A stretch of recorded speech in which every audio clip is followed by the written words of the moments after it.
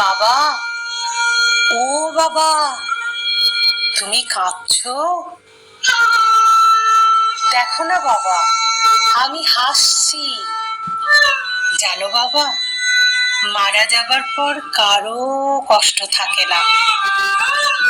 আমি বড্ড সুখে আছি। বাবা, তুমি আর কেঁদো না বাবা। দেখেছো, অসংখ্য মানুষ নেমেছে পথে।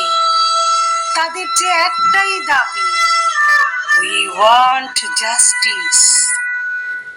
বিচার হবে বাবা, কেউ ছাড় পাবে না। যেভাবে ওরা আমার উপর অত্যাচার করেছে, আমার শরীরটাকে শকুনের মতো ছিঁড়ে ছিঁড়ে খেয়েছে, আমি বলেছিলাম ওদের, আমাকে ছেড়ে দাও, আমাকে বাঁচতে দাও। তোমাদের ঘরে আমার মতো মেয়ে আছে, বোন আছে, স্ত্রী আছে, মা আছে, কিন্তু কেউ আমার কথা শোনেনি। ওরা আমার দেহটাকে দুমড়ে মুচড়ে শেষ করে দিয়েছে। কত কষ্ট, কত আর্তনাদ, কত লাঞ্ছনা।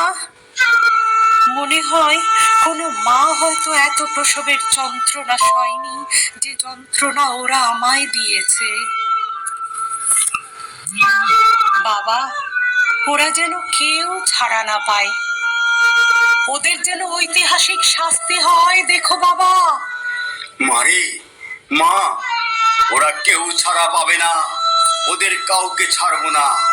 আমার, তোর মায়ের, সবার একটাই দাবি, উই ওয়ান্ট জাস্টিস।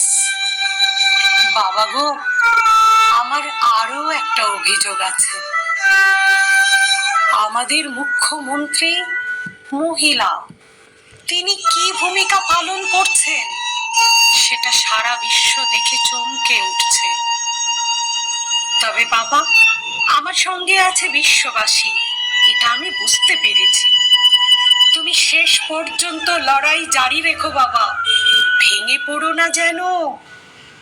যতদিন না ঠিক ঠিক বিচার পাবে, ততদিন লড়াই চালিয়ে যাবে।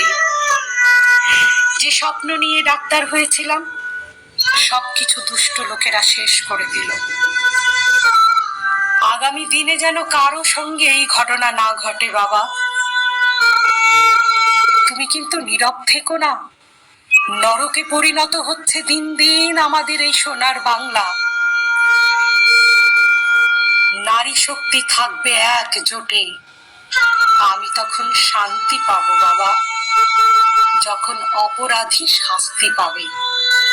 এই কথাটি কিন্তু জানিও সকলকে। আমি যে এই লড়াইতে আছি, জানিও মাকে। চির বিদায় নেব সেদিন, পুরোপুরি লড়াইটা জিতবো যেদিন। নাম্বারটা হয়ে আপনি ফোন করছেন বা? হ্যালো, হ্যালো, হ্যাঁ নমস্কার, আমি কৃষাণু বলছিলাম। আমার নাম কৃষাণু নাগ। হ্যাঁ বলুন। আপনি কে বলছেন একটু বলবেন? আপনি আমার একজন ক্লায়েন্টকে ফোন করেছিলেন একটু আগে, এই আজকের খেলার মাঠ নিয়ে, একটু বলবেন? হ্যাঁ, কোন নাম্বারটা? গুলো নাম্বারই তো হচ্ছে। কোন নাম্বারটা হয়ে আপনি ফোন করছেন বা? মনতোষ মিস্ত্রি। আচ্ছা আচ্ছা, মনতোষ মিস্ত্রি। আচ্ছা, আপনি তো লয়ার, তাহলে নিশ্চয়ই আপনি এটুকুনি জানেন যে কিছু অ্যাজ পার লিগ্যাল প্রভিশনস এমন কিছু নিশ্চয়ই পোস্ট করা উচিত না, বা এমন কিছু জিনিস সার্কুলেট করা উচিত না যেখানে। বলুন। হ্যাঁ বলুন। আপনি কে বলছেন সেটা একটু বলুন। আমি সিআইডি থেকে বলছি। কোথেকে? সিআইডি থেকে বলছি। সিআইডি থেকে। হ্যাঁ বলুন। হ্যাঁ হ্যাঁ, এটা আপনাদের পোস্ট হচ্ছে, গ্রুপে পোস্ট হচ্ছে, যেটা হচ্ছে সেটা আপনিও নিজে দেখলে বুঝতে পারবেন যে ওখানে অনেক ইলিগাল কন্টেন্টস আছে। কি লিগ্যাল বলুন? আপনি দেখুন, দেখলেও বুঝতে পারবেন। আপনি কি গ্রুপের মেম্বার? না, আমি গ্রুপের মেম্বার না। তাহলে আপনি গ্রুপটা দেখুন। আপনি অ্যাজ আ লিগ্যাল অ্যাডভাইজার, শুনুন, দেখুন, এটা কোনো ব্যাপার না। লিগ্যাল অ্যাডভাইজার আপনি, being a legal adviser, you trust check ওখানে যে গ্রুপে কি কি লেখা আছে। আমি আপনাকে জানতে চাইছি, আমি যদি মমতার বিরুদ্ধে কোনো পোস্ট করি, আপনি পারেন আমাকে আটকাতে? সেটা তো বলা হচ্ছে না আপনাকে, সেটা বলা হচ্ছে না। আপনি দেখুন স্পেসিফিক, আপনি পুরো টোটাল গ্রুপটাই দেখুন। হ্যাঁ, যদি লিগালি সবকিছু যদি নিয়ে থাকে, তাহলে আপনি সেটা আপনার ক্লায়েন্টকে অ্যাডভাইস করুন। আমি করছি।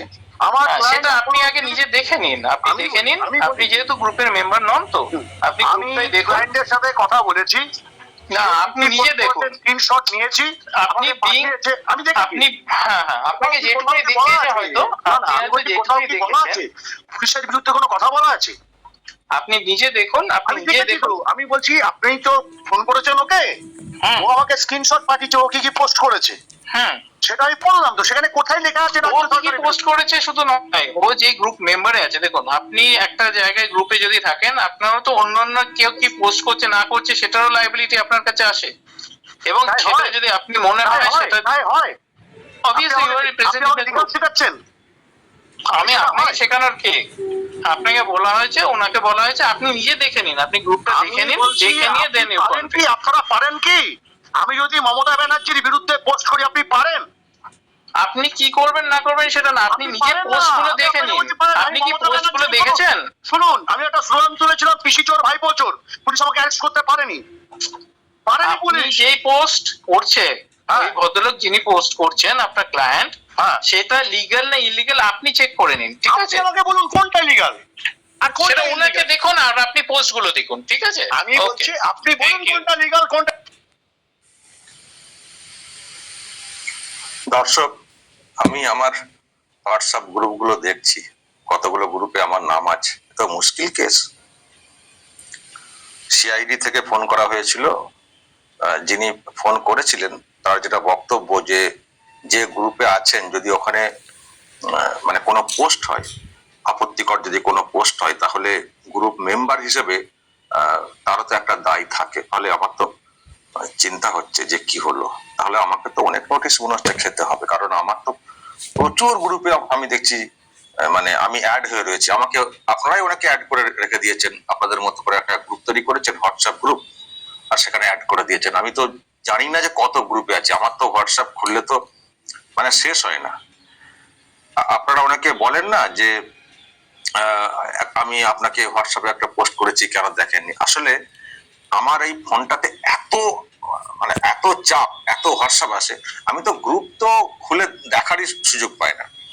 যারা ইন্ডিভিজুয়ালি আমাকে পাঠান হোয়াটসঅ্যাপের কিছু, সেগুলি আমি দেখার চেষ্টা করি। আমি কিন্তু কোনো গ্রুপ খোলার সময় পাই না, কারণ এত গ্রুপ। এবং আমি অনেক সময় প্রথম দিকে আমার যে ভিডিও তার লিঙ্ক শেয়ার করতাম গ্রুপে, এখন সেটাও করি না, করতে পারি না, এমনিতেই কাজের এত চাপ। গ্রুপগুলোতে দিলে সেখান থেকে আরো অনেকে শেয়ার করে থাকেন, হয়তো ভিউটা বাড়ে, কিন্তু আমার এখন সেই সময়ও নেই। আমার ওই ভিডিও হলে আমি জাস্ট আমার যে ইউটিউব চ্যানেল সেখানে আপলোড করি, আর কিছু করি না। কাছে আমি থাকি, তো আমি যে এরিয়াতে থাকি সেই এরিয়া হচ্ছে আপনার পুরোপুরি টিএমসি দখলে এরিয়া। আমার বাড়ির সামনে আমি সবাইকে একটা কথা জানাতে চাই, আমি জাস্ট বাড়ি ফিরলাম। আমি থাকি হচ্ছে বোস্টমপাড়া বালিগোলার কাছে। বোস্টমপাড়া বালিগোলার কাছে খ্যাপা সংঘ ক্লাব বলে একটা ক্লাব আছে, সেই ক্লাবের কাছে আমি থাকি। তো আমি যে এরিয়াতে থাকি সেই এরিয়া হচ্ছে আপনার পুরোপুরি টিএমসি দখলে এরিয়া। আমার বাড়ির সামনে শ্যামল মিত্রর বাড়ি, অরূপ রায়ের বাড়ি। তো খুব দুর্ভাগ্যবশত আমি যখন ঘরে ফিরছি, আমার উডবি হাজবেন্ডকে নিচে দুজন পার্টির লোক ধরে বলেন যে কি গো কোথায় গেছিলে। তো আমার হাজবেন্ড, উডবি হাজবেন্ড যথাযথ বলে যে আমরা মিছিলে গেছিলাম। তো এবার আমার উডবি হাজবেন্ডকে তখন ওনারা জিজ্ঞাসা করেন যে কে কাকে মিছিলে নিয়ে গেছিল, তোমার উডবি ওয়াইফ তোমায় নিয়ে গেছিল নাকি তুমি ওকে নিয়ে গেছিলে? তখন আমার উডবি হাজবেন্ড বলেন যে আমরা দুজনেই একসাথে গেছিলাম, কেউ কাউকে নিয়ে যায়নি। তখন ওনারা আমাকে শাসাতে আসেন এবং শাসাতে এসে বলে যে আমি অ্যান্টি টিএমসি করছি, আর এভাবে যদি আমি অ্যান্টি টিএমসি করতে থাকি এর পরের নাম্বার আমার। এভাবে অলরেডি টিএমসি পার্টির লোক আমাকে শাসাতে শুরু করে দিয়েছে। এই পাড়া থেকে কেউ কেউ কেউ মিছিলে যায়নি। আমি এই পাড়ার মধ্যে যতজনকে চিনি সেই চেনার মধ্যে কোনো চেনা মানুষ মিছিলে যায়নি, গেছি আমি একা। এই আমার যে ফ্ল্যাটে থাকি সেই ফ্ল্যাটে 22টা ঘরের মধ্যেও কেউ যায়নি, গেছি আমি একা। এবার আমার উপর শাসানো শুরু হয়েছে যে এর পরের নাম্বার আমার।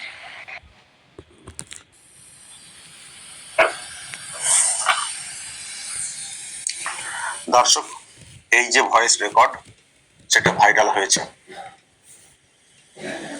এবার বলুন, ওনারা যেহেতু মিছিলে গিয়েছিলেন মিছিল বলতে যেটা বুঝতে পারছি রাত দখলের যে মিছিল সেখানে, তো তার জন্য থ্রেট দেওয়া হচ্ছে যে এর পরের নাম্বারটা ওনার। কোন নাম্বার? মানে ধর্ষণ করে খুন, যেটা আরজি করে ঘটেছে, এর পরের নাম্বারটা ওনার। উনি কেন ওই মিছিলে গিয়েছিলেন সেই জন্য। এই হচ্ছে রাজ্যের মহিলাদের নিরাপত্তা, এই হচ্ছে